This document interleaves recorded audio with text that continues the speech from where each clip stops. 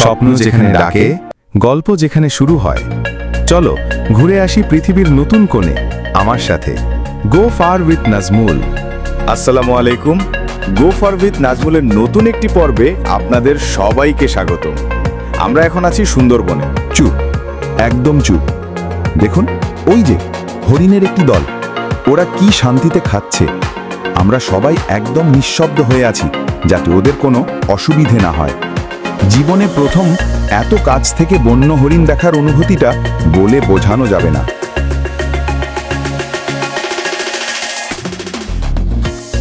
দিনের কোলাহল যখন ধীরে ধীরে শান্ত হয়ে আসছিল, আমাদের রোমাঞ্চ তখন নতুন এক মাত্রা পেতে চলেছিল। বিকেলে আমরা বেরিয়ে পড়লাম সুন্দরবনের আরও গহীনে, শরণখোলা রেঞ্জের দিকে। মূল নদী ছেড়ে আমাদের যাত্রা এবার আরও দুর্গম, আরও অচেনা। ভিডিওটি ভালো লাগলে একটা লাইক, কমেন্ট, শেয়ার আর সাবস্ক্রাইব করতে ভুলবেন না। চলুন, আমরা এখন যেদিকে যাচ্ছি সেটাকে বলা হয় সুন্দরবনের আত্মা। এই সরু খালগুলোই আপনাকে নিয়ে যাবে সেই জঙ্গলের কাছে, যার গল্প আমরা শুধু বইতেই পড়েছি। চলুন দেখি প্রকৃতি আমাদের জন্য কি বিস্ময় সাজিয়ে রেখেছে। সরু খালের ভেতর দিয়ে নৌকা যতই এগোচ্ছিল, জঙ্গল ততই গভীর হচ্ছিল। দুই পাশের গাছপালাগুলো এত কাছাকাছি চলে আসছিল যে মনে হচ্ছিল তারা যেন হাত বাড়িয়ে আমাদের ছুঁয়ে দেবে। সূর্যের আলো কমে আসছিল, আর বাড়ছিল এক অদ্ভুত নিস্তব্ধতা। এই জায়গাগুলোতে এসে কথা বলতেও ইচ্ছে করে না। মনে হয় জঙ্গলের নিজস্ব একটা ভাষা আছে, আর আমরা সেই ভাষা শোনার চেষ্টা করছি। আজকের বিকেলটা ছিল অভিজ্ঞতার এক দারুণ মিশ্রণ। একদিকে ছিল হরিণের দলকে কাছ থেকে দেখার সেই অপার্থিব আনন্দ, আর অন্যদিকে ছিল বাওয়ালিদের জীবন সংগ্রামের কঠিন বাস্তবতা। আসসালামু আলাইকুম। গো ফার উইথ নাজমুলের সুন্দরবন সিরিজের শেষ পর্বে আপনাদের স্বাগতম। আজ আমাদের ভ্রমণের চতুর্থ এবং শেষ দিন। সকাল সকাল আমরা চলে এসেছি সুন্দরবনের অন্যতম প্রধান আকর্ষণ করমজল পর্যটন কেন্দ্রে। দেখুন, ব্রিজের ওপর কারা আমাদের স্বাগত জানাতে বসে আছে। এক দল বানর। মনে হচ্ছে যেন ওরাই এখানকার অভ্যর্থনাকারী। এটি হরিণ, কুমির এবং কচ্ছপের এক বিশাল প্রজনন কেন্দ্র। চলুন আজ ঘুরে দেখি এই অসাধারণ জায়গাটি। আমরা পুরো দলবল নিয়ে ভেতরে প্রবেশ করলাম, আর এখানকার সবচেয়ে আকর্ষণীয় ব্যাপার হলো এর পরিবেশ। চারদিকে শুধু সবুজ আর সবুজ, আর তার সাথে বন্যপ্রাণীর ডাক, সব মিলিয়ে এক অসাধারণ অনুভূতি। দেখুন কি দারুণ একটা ব্যবস্থা। এখানে প্রতিটি গাছের গায়ে তাদের নাম লেখা, যা আমাদের মতো পর্যটকদের জন্য খুবই শিক্ষণীয়। শুধু সুন্দরী, গেওয়া, পশুর বা বাইন নয়, আরও কত শত গাছ রয়েছে এই বনে, যা আমরা এই নেমপ্লেটগুলোর মাধ্যমে চিনতে পারছি। বইতে পড়া নামগুলোর সাথে বাস্তবে পরিচিত হওয়ার অভিজ্ঞতাটাই অন্যরকম।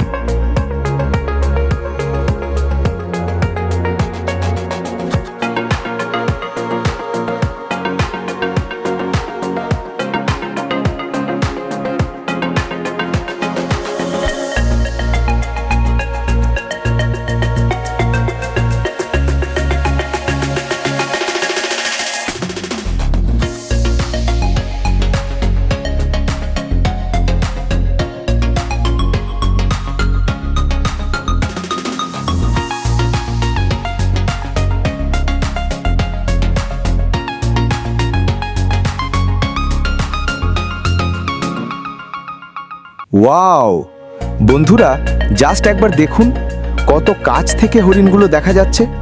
আমরা এখন আছি করমজলে, মিনি চিড়িয়াখানা বা হরিণ প্রজনন কেন্দ্রে।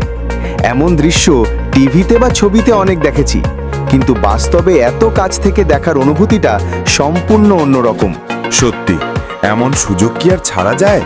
শহর থেকে এত দূরে প্রকৃতির এত কাছাকাছি এসে এই মায়াবী প্রাণীগুলোকে দেখতে পাওয়াটা ভাগ্যের ব্যাপার। আমরা সবাই এই মুহূর্তটা ক্যামেরা বন্দি করে রাখার লোভ সামলাতে পারলাম না, তাই কিছু সেলফি তুলে নিলাম। এই স্মৃতিগুলো সারা জীবন মনে থাকবে। রিনদের মায়া কাটিয়ে এরপর আমরা প্রবেশ করলাম বনের আরো গহীনে। করমজলের আসল রূপটা হয়তো এখানেই লুকিয়ে আছে। এখানকার রাস্তাটা কিন্তু সম্পূর্ণ আলাদা। মাটির অনেক ওপরে তৈরি করা এই রাস্তা, আর দুপাশে লোহার বেষ্টনে আমাদের নিরাপত্তা দিচ্ছিল। চারপাশে ম্যানগ্রোভের শ্বাসমূল আর ঘন জঙ্গল, তার মধ্যে দিয়ে এই ট্রেইলে হাঁটার অভিজ্ঞতাটাই অন্যরকম।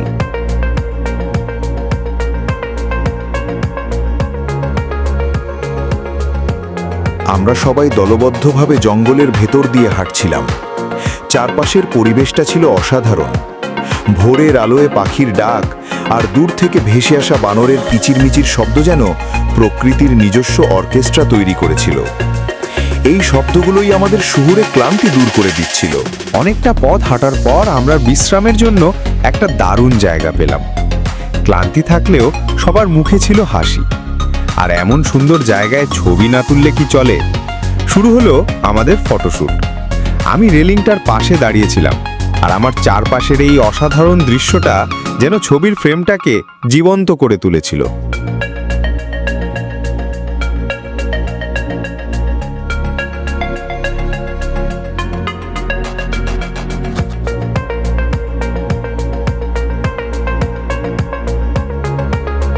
একটু পরেই আমি সেই কাঠের রাস্তাটা ধরে একা হাঁটতে শুরু করলাম। চারপাশে নীরবতা আর গভীর জঙ্গলের ভেতর দিয়ে হেঁটে যাওয়ার সময় আমার জন ডেনভারের সেই বিখ্যাত গানটির কথা মনে পড়ছিল, you fill up my senses like a forest in spring time. সত্যি, এই গভীর অরণ্য যেন আমার সমস্ত সত্তাকে ছুঁয়ে যাচ্ছিল। মনে হচ্ছিল আমি প্রকৃতির খুব কাছাকাছি চলে এসেছি। দেখতে দেখতে আমাদের ফেরার সময় হয়ে এলো। দুপুরের দিকে আমরা আবার সেই ঘাটে ফিরে এলাম যেখান থেকে আমাদের সুন্দরবন যাত্রা শুরু হয়েছিল।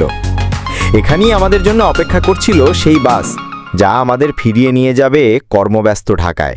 আমরা সব ভিডিওটি ভালো লাগলে একটা লাইক, কমেন্ট, শেয়ার আর সাবস্ক্রাইব করতে ভুলবেন না। চলুন, আবার দেখা হবে নতুন যাত্রায়।